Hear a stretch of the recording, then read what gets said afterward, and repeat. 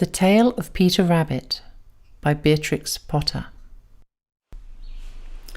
Once upon a time there were 4 little rabbits, and their names were Flopsy, Mopsy, Cottontail and Peter. They lived with their mother in a sandbank underneath the root of a very big fir tree. "Now, my dears," said old Mrs. Rabbit one morning, "you may go into the fields or down the lane, but don't go into Mr. McGregor's garden. Your father had an accident there. He was put in a pie by Mrs. McGregor. Now run along and don't get into mischief. I'm going out." Then old Mrs. Rabbit took a basket and her umbrella to the baker's. She brought a loaf of brown bread and 5 currant buns. Flopsy, Mopsy and Cottontail, who were good little bunnies, went down the lane to gather blackberries. But Peter, who was very naughty, ran straight away to Mr. McGregor's garden and squeezed under the gate. First he ate some lettuces, and then some French beans, and then he ate some radishes, and then, feeling rather sick, he went to look for some parsley. But round the end of a cucumber frame, who should he meet but Mr. McGregor? Mr. McGregor was on his hands and knees planting out young cabbages, but he jumped up and ran after Peter, waving a rake and calling out, "Stop, thief!" Peter was most dreadfully frightened. He rushed all over the garden, for he had forgotten the way back to the gate.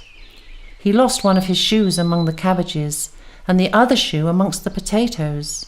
After losing them, he ran on 4 legs and went faster, so that I think he might have got away altogether if he had not unfortunately run into a gooseberry net and got caught by the large buttons on his jacket. It was a blue jacket with brass buttons, quite new. Peter gave himself up for lost and shed big tears, but his sobs were overheard by some friendly sparrows, who flew to him in great excitement and implored him to exert himself. Mr. McGregor came up with a sieve, which he intended to pop upon the top of Peter, but Peter wriggled out just in time, leaving his jacket behind him.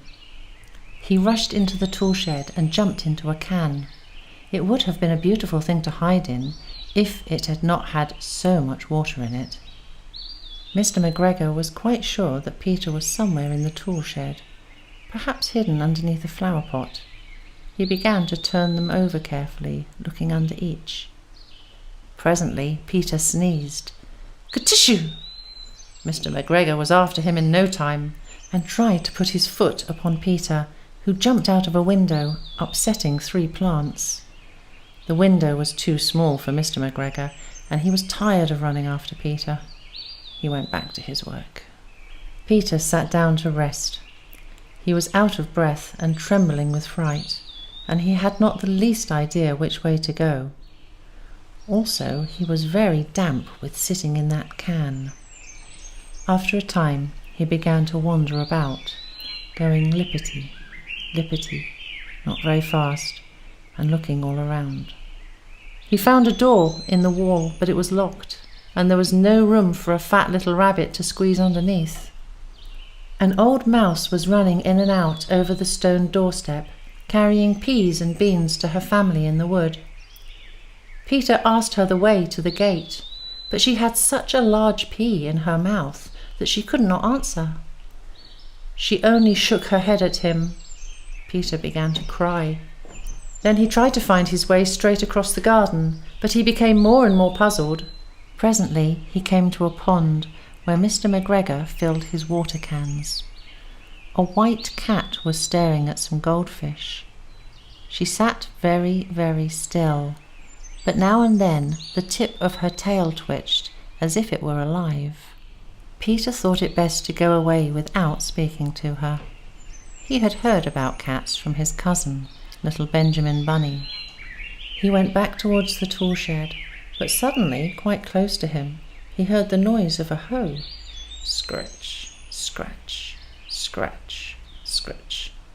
Peter scuttled underneath the bushes.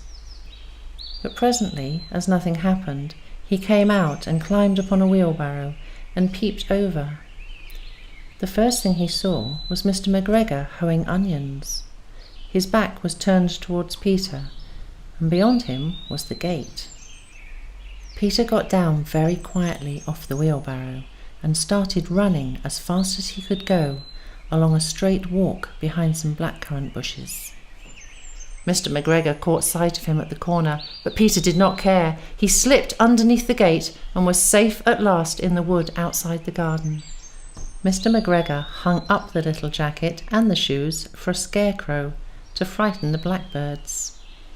Peter never stopped running or looked behind him until he got home to the big fir tree. He was so tired that he flopped down upon the nice soft sand on the floor of the rabbit hole and shut his eyes. His mother was busy cooking.